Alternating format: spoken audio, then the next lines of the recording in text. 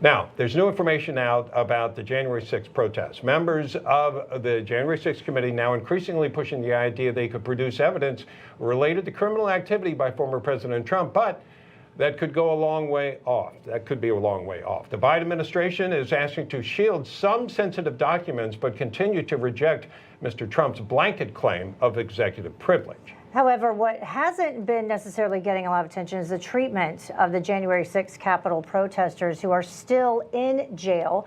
And our next guest, who is still locked up for his participation on January 6th, joins us now to discuss the current conditions that he's living in.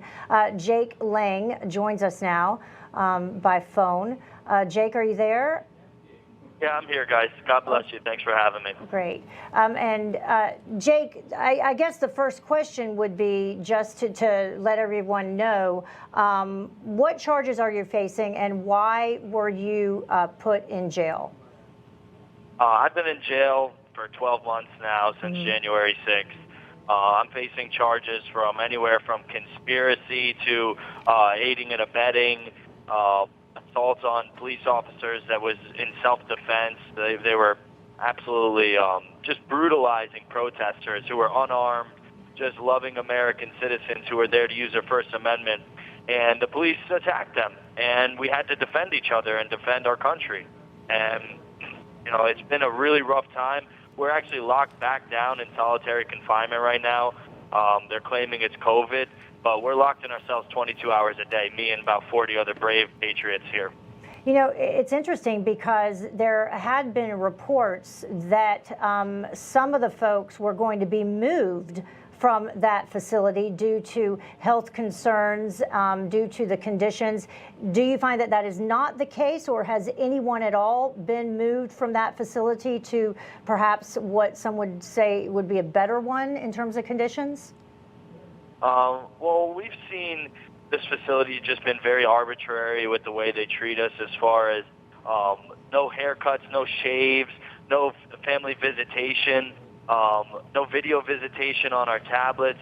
It's been an absolute atrocity, human rights atrocity, the way we've been treated thus far.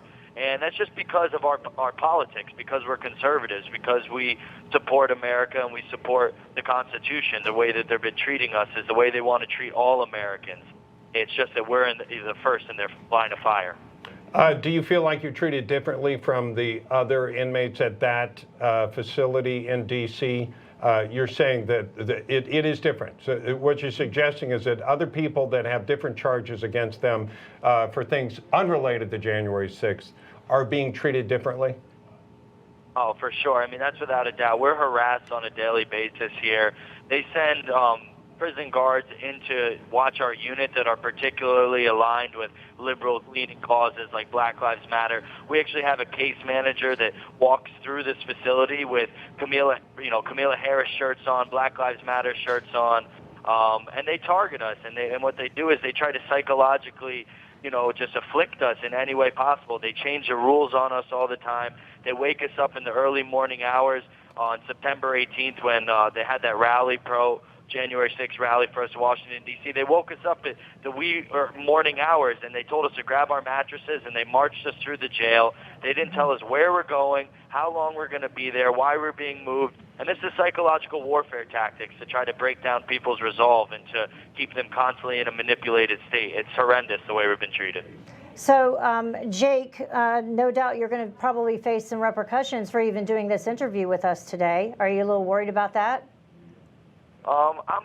Fear does not live in the hearts of patriots, and it's time for the American people to band together and to stand behind the Constitution and to really support the January 6ers, because we were the frontline. This call is being terminated by the facility.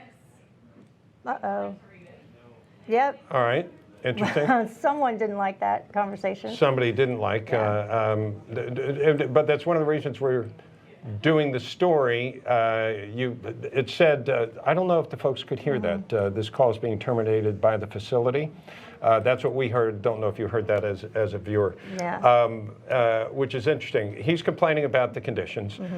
Now, we don't want to be naive about this. He is charged with hitting a police officer or police officers with a weapon we understand may have been a bat or something similar, and he is fighting that and saying they were defending themselves. Just want to get that out there. Right. Having said that, no matter how that comes out, the question then arises, how do you treat people when they're in jail awaiting trial or going through the process, and are they being singled out? Right. And if so, is it for their political position? And what I was going to ask, in addition to what we were discussing with him, had the jail not terminated the conversation, was looking at the video that we're looking at right now. His explanation was that any actions taken, or at least his actions, were in self-defense. But people watched this video, and he kept talking about patriots. And, you know, I don't know necessarily if the majority of people who consider themselves patriots think that it should have gotten this far to begin with. And I wanted to ask him if he regrets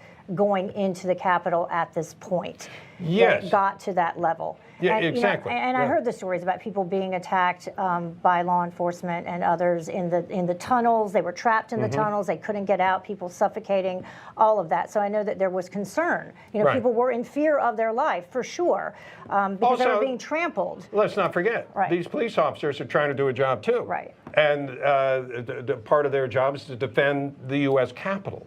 So we'll follow this story if we find out more information, including as far as what happened with them Let's hope terminating Jake's that okay. call.